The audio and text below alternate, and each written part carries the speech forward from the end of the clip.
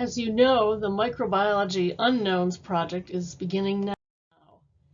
This basically is a simulated infection with 2 unknown bacteria. So a patient has been admitted to the emergency room with an unidentified malady. You're the microbiologist on call, and you must identify the 2 bacteria found in the specimen taken from patient X. Now, of course, you 4 students are remote, so this will proceed a little bit differently. You've been assigned an unknown code or mix. Each of those unknown codes contains bacteria number 1 and bacteria number 2.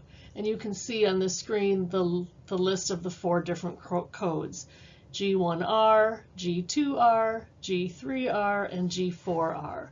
And on Moodle, I have placed a folder with each of those titles. So you'll each find your own folder. And in that folder, I've put photos of the gram stain for your 2 bacteria, again, labeled bacteria number 1 and bacteria number 2, and photos of those bacteria growing on a plate. Feel free to ask questions about those.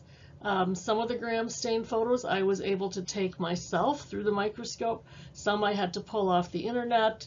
If they're not clear, if you have questions, please ask about your gram stain.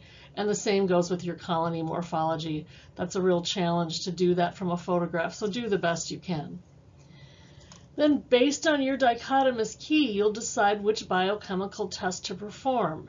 So make sure that your dichotomous key is complete. Please turn it into me if you haven't already, so I can give it a review. And then once I've reviewed that, you are set to begin your unknown. So you will see when you look, you have 1 bacteria that's a gram positive and 1 that's a gram negative. Once your dichotomous key is complete, then you'll know which tests you want to do. Your key will help guide you. So if you have a gram negative bacillus, your key should tell you which is the first test you want to do. And then depending on the results of that, you'll be led to the next test and the next test, etc. Just a couple of notes about that. Include the bacteria number for each test. So for instance, you could say for bacteria number 2, I would like to do the indole test. Or for bacteria number 1, I would like carbohydrate fermentation.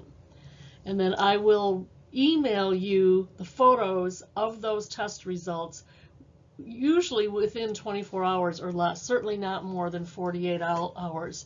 To be honest, I'm not actually running these tests for you. I've already done all that, so I have photographs of all the test results. So once you request it, I should be able to send you that result pretty quickly. I'll also upload those photos into your unknown folder. And then one more note, if you ask for a carbohydrate fermentation, say you ask for lactose fermentation, I'm actually going to give you the results for all 4 carbohydrates. That's the way they've been photographed. All 4 carbohydrates, glucose, lactose, sucrose, and maltose for each bacteria in one photograph. So once you have identified your bacteria, then you'll write your lab report and submit that report and your complete dichotomous key or keys. I say dichotomous keys because you perhaps have opted to make 2 separate ones, one for the gram positives and one for the gram negatives.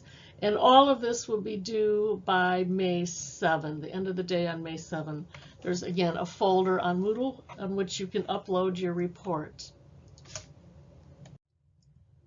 There are some resources I've also put on Moodle, just in case you need refreshers. There is a folder of photos of uninoculated media. So what does that fermentation, that carbohydrate fermentation tube look like? What does the nitrate broth look like? What does an MSA plate look like? So again, there's a folder of photos of uninoculated media. There's another folder that contains photos of both positive and negative test results. So again, if you can't recall, you can go ahead and look at that folder. What does a positive test for citrate look like? What does a negative test look like?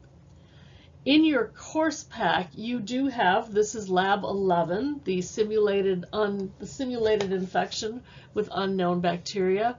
It's been revised a bit, plus I've revised it further for the remote students, since you don't need to do all the work. So I've uploaded that Lab 11 unknown project from the course pack as a separate document on Moodle.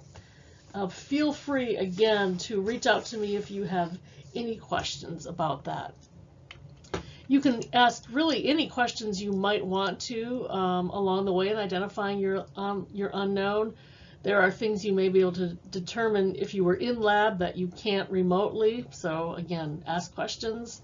All the lab PowerPoints from the semester for both remote and in person are posted on Moodle. So if you need to go back and review anything, those are all on Moodle. And then of course, Google is your friend too. Maybe you want to Google what's a particular test result, or you want to Google the shape or arrangement of a particular bacteria. Feel free to do that as well.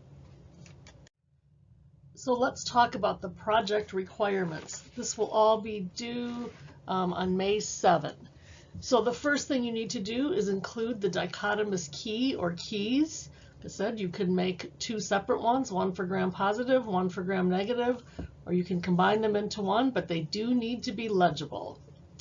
Then there's the lab report. This is the main part of the project.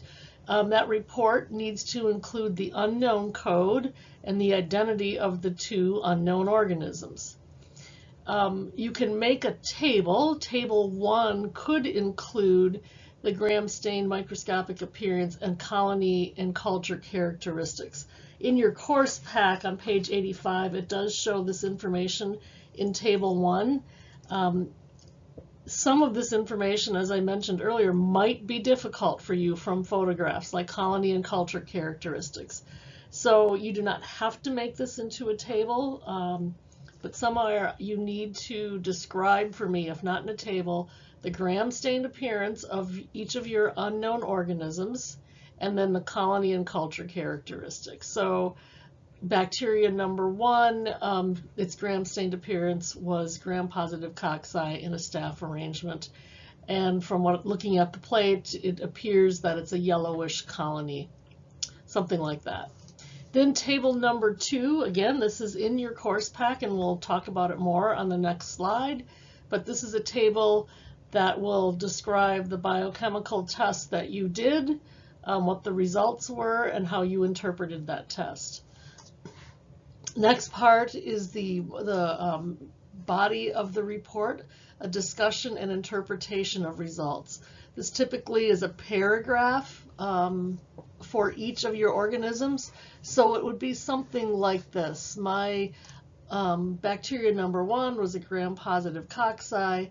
Therefore, I decided, following my key, I decided to start with lactose fermentation, because lactose fermentation would divide my bacteria into 2 groups. My bacteria was negative for lactose, therefore that left my bacteria could only be one of these 3 bacteria. Therefore, I chose to do mannitol salt fermentation. My bacteria was negative for mannitol salt fermentation. Therefore, I determined my bacteria must be Staph epidermidis. So something like that, something that walks me through your test process, why you chose the tests you did, and how it helped eliminate and then narrow down till you finally have the identity of that particular unknown bacteria. So a paragraph like that for each of your 2 organisms, and then also a short paragraph for each organism with recommendations for the hospital staff, particularly what antibiotics would you use to treat a patient that had an infection with this bacteria. In this case, Google is your friend, and perhaps you have information from the course as well. So just something like bacteria number 1 is Staph aureus. Staph aureus can cause these 3, can cause a variety of illnesses, such as food poisoning or boils or toxic shock syndrome, and I would treat a Staph aureus infection with these antibiotics.